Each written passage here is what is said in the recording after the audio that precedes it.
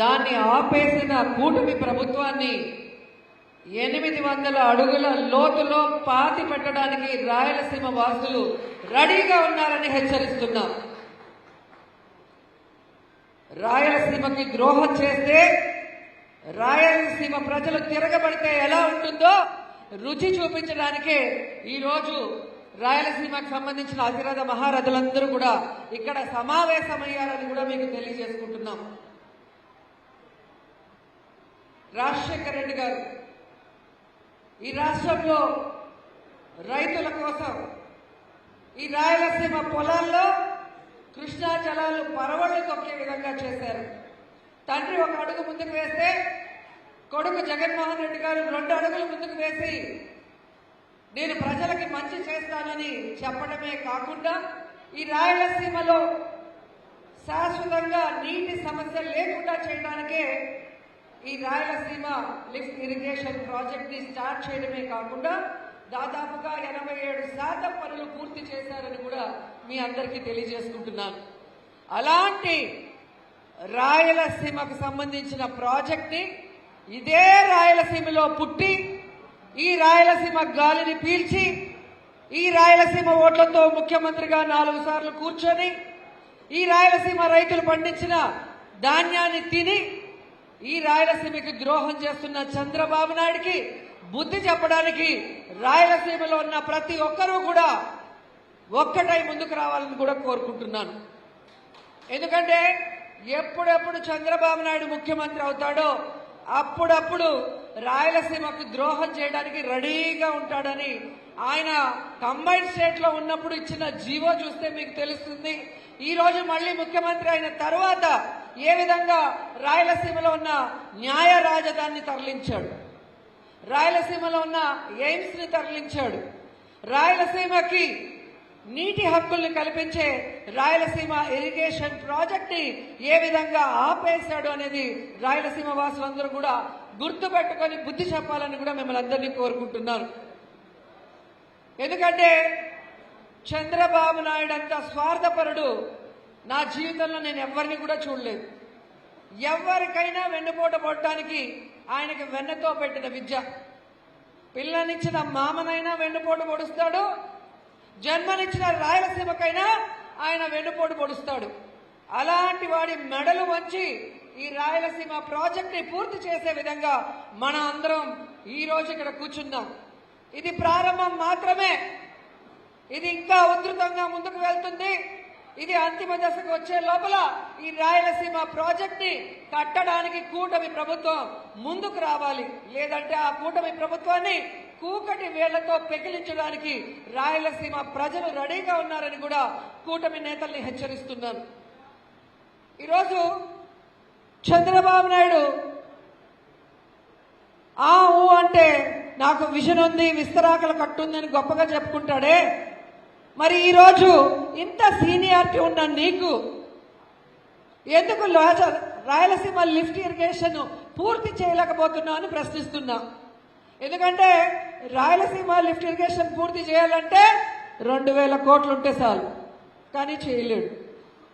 ఆరోగ్యశ్రీని కంటిన్యూ చేయడానికి ఇప్పుడు 3000 కోట్ల రూపాయలు కడితే చాలు, కానీ చేయలేడు. ఫీజు రింబర్స్మెంట్కి 5000 కోట్లు ఇస్తే చాలు, డబ్బులు లేదని నంగినాచి కబుర్లు చెప్తాడు. కానీ 2 లక్షల కోట్ల రూపాయలు పెట్టి అమరావతి కడతాడంట.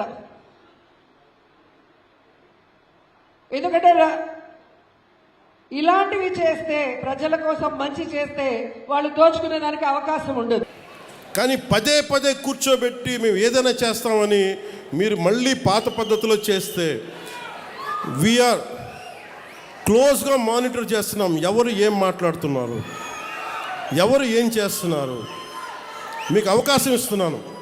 మీరు ప్రజాస్వామ్యబద్ధంగా విమర్శించండి, సౌహృదయతో కూటమి ప్రభుత్వం తీసుకుంటుంది. మళ్ళీ హద్దులు దాటి మాట్లాడి మేమే వచ్చేస్తాం 29లో అంటే నేను చెప్తున్నాను కదా, మళ్ళీ ఈ రోజున నా రాజోలు గడ్డ సాక్షిగా చెప్తున్నాను కదా.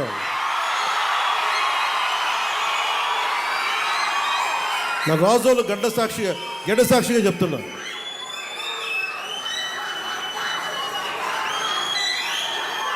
మీరు అలాంటి ఆశలు పెట్టుకోకుండా జరగవు. ఎందుకంటే మేము ప్రజలు మమ్మల్ని నమ్మారు, మేము వాళ్ళ ముందుకు తీసుకెళ్తాం. నేను మీ చేత మీ ఏ సమస్య ఉన్నా కానీ మనందరం కూర్చొని, ఇందాక ఉదాహరణకి మన ఆటో డ్రైవర్ సోదరులు ఒక సమస్య చెప్పారు, మాట్లాడుతాం దాని గురించి. ఓకే, సమస్య ఏముంది కూర్చోబెట్టి మాట్లాడి, ప్రజాస్వామ్యం అంటే అదే కదా, ఒక సమస్య ముందుకు వస్తే మనం వింటాం, దానికి ఎలా పరిష్కార మార్గం వెతుకుతాం, అందరం కలిసికట్టుగా దేశాన్ని సమాజాన్ని నిర్మిద్దాం.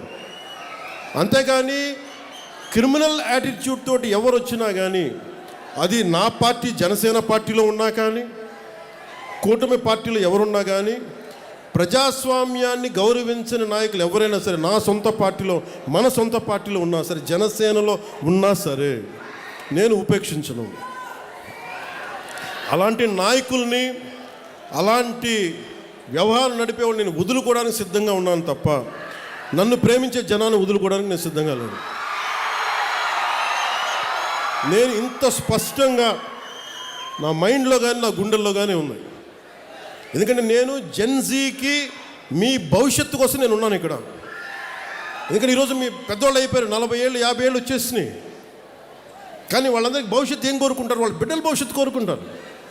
మీ బిడ్డల కోసం ఆలోచించడానికి ఒక తండ్రి ఒక తల్లి ఎలా ఆలోచిస్తారో కూటమి ప్రభుత్వం అలా ఆలోచించాలి. ఇప్పుడే అడుగు పెట్టాం, 18 నెలలు అయింది, ఇప్పుడిప్పుడు స్టార్ట్ చేశాం. మీ ఆశీస్సులు కావాలి, మీరు అర్థం చేసుకునే మనసు కావాలి. అందుకని నాకు మనస్ఫూర్తిగా రాజోల్ నుంచి ప్రతి ఒక్కరికి, ఆంధ్ర రాష్ట్రంలో ప్రతి ఒక్కరికి, మమ్మల్ని గెలిపించిన కుటుంబ ప్రభుత్వాన్ని గెలిపించిన ప్రతి ఒక్కరికి 2 చేతులు జోడిస్తూ మీ అందరికీ కృతజ్ఞతలు తెలియజేసుకుంటూ, పదవులు ఎలా ఉంటాయి ఏముంటాయి నాకు ఎప్పుడు తెలియని ఆలోచించాలి. డిప్యూటీ సీఎం అవుతాను కూడా ఆలోచించాను, ఎమ్మెల్యేగా గెలుస్తాను కూడా ఆలోచించాను. నా కోరిక ఒకటే, కష్టంలో ఉన్నవాడికి సాయం చేయాలి అన్నదే ఒకటే. అదే నన్ను ఇక్కడ దాకా పట్టుకొచ్చింది. మీరు నన్ను మనస్ఫూర్తిగా నమ్మండి. ఇందాక చెప్పినట్టుగా ఒక ఇంటికి పెద్ద కొడుకు ఎలా ఉంటుందో, ఈ ప్రభుత్వాన్ని ఒక పెద్ద కొడుకుగా భావించి మీరు నమ్మండి. మీరు దీనికి ఒక 15 సంవత్సరాల సమయం కావాలి మాకు. అందుకని ఈ రోజున 100 కోట్లు ఇవ్వగలుగుతున్నాం అంటే 2014 నుంచి 19 వరకు, 2019 నుంచి 24 వరకు కనీసం ఎన్ని కోట్లు వచ్చినాయి మీరు చెప్పండి ఒకసారి మన కోనసీమకి. దీన్ని బట్టి మీరు అర్థం చేసుకుని ఎంత కమిటెడ్గా పనిచేస్తున్నామని.